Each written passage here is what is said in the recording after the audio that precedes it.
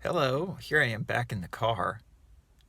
Uh, I thought I'd make a short video today. I'm too lazy to go to the office and record this on a computer. These car videos, like I said, they're really taking off for me. Um, I wanted to just make this video because I know that there's a fair amount of new people to this YouTube channel.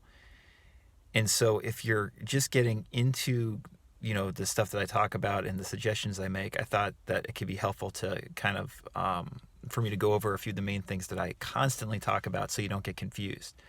Um, First of all, I don't really consider myself like a YouTuber. I'm a writer. I write about stress management, and a lot of times I write about stress management and its relationship to spirituality, specifically law of attraction concepts and stress management. And, I have a podcast that talks about this, the link between stress management, kind of deep spirituality, and then these various law of attraction concepts and great teachers and teachings that a lot of people just don't know about. There's been so many great law of attraction teachers over the last 100 or so years, and it's amazing with the popularity of the law of attraction, how relatively unknown most of the great law of attraction teachers are that were active in the first part of the 20th century. So I talk about that a lot. And what I'm getting at basically is that what I like to discuss always comes back to similar themes. And whether I'm writing about it or talking about it on the podcast, and the podcast can be found on this YouTube channel as well. All the episodes are pretty much on the YouTube channel. But I always come back to similar themes. And yesterday is a good example. The latest episode of the podcast was talking about technique or approach that Maxwell Maltz discusses in his classic self-help book, Psycho-Cybernetics. And it was about going to your quiet room, your imaginative quiet room in your head, and how we can make it a practice to habitually return to this gentle, relaxed, peaceful place in our mind day after day. And that just by doing that, we actually recondition our body and our mind to be more relaxed. And it's a fascinating approach and technique. And Maltz is one of these teachers that is really underappreciated today, and that I would hope more and more people find out about and rediscover. And that episode made me think about a very short guide I wrote like 6 years ago, I think in 2016, called the Relaxation Manifesto. I have it right here. Very short. You can get it for free on my website. I'll put a link on this video. And the Relaxation Manifesto is basically a distillation of most of what I talk about to this day. And that simply is that the more we feel inwardly relaxed in our day-to-day life, the more we make it a habit to habitually relax ourselves and feel okay and decent on the inside, the more we are able to do that, the more easily things will manifest in our life for us, generally speaking, okay? I'm speaking generally here. This point is just super underappreciated. The reason that I talk about the law of attraction is because I'm interested in stress management, in alternative ways to feel more relaxed.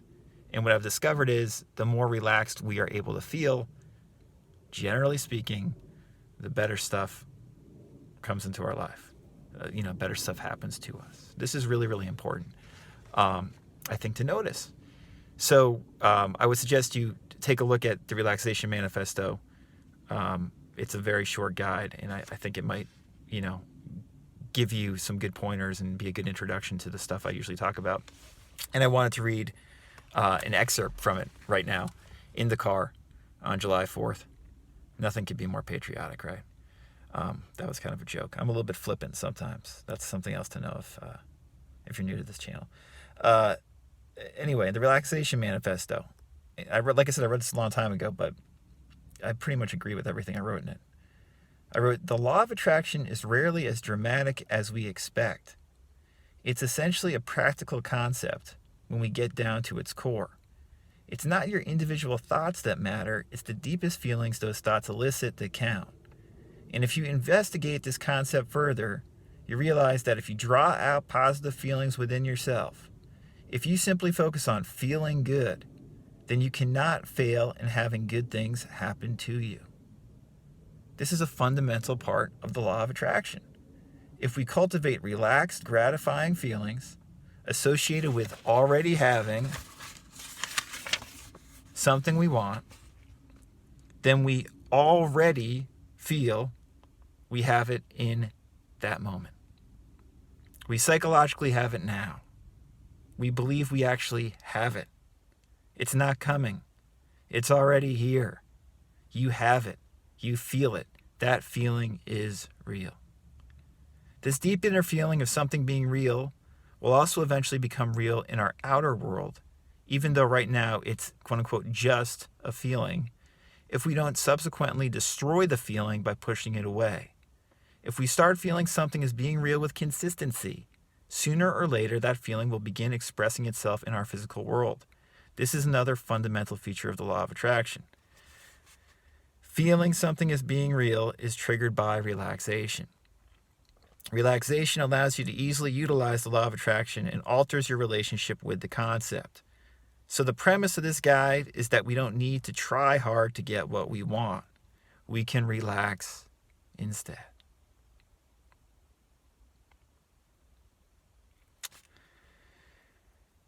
So yeah, that's a good summation of a lot of what I talk about. And I should also mention, if you are new to this channel, that before I wrote this guide even, I wrote a book called Relax More, Try Less, which was exploring the teachings of Neville Goddard.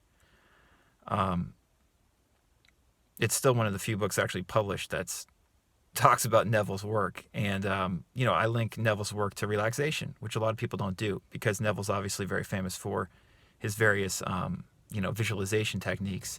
But we forget that so much of Neville's advice, as well as all these great law of attraction teachers' advice, in my opinion, is linked to feeling relaxed. So, I wanted to clarify that point. And whether you're new to this channel or if you've been following my stuff for a long time, I think it's always good to remind ourselves that relaxation is really one of the underlying keys that makes our life better. And it doesn't just make our life better in the future, it makes our life better right now. So we can always come back to that. Relax more, try less.